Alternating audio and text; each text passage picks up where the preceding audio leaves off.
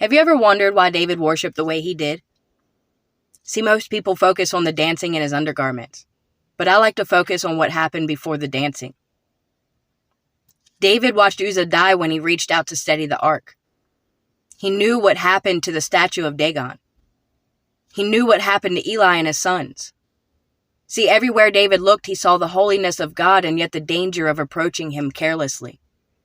So he became afraid. He asked the question, how can the ark of the Lord ever come to me?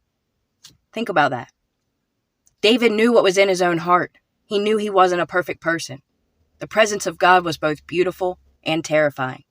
So he left the ark in the house of Obed-Edom. Then 3 months later, David heard something that changed everything. The presence of God wasn't bringing judgment. It was bringing blessing. God had blessed Obed-Edom and his entire household.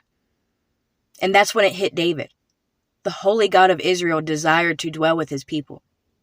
The presence of God desired to come into the house of David. So that's why David danced. That's why he rejoiced.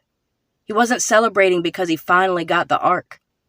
He was celebrating because the God of heaven wanted to be with him.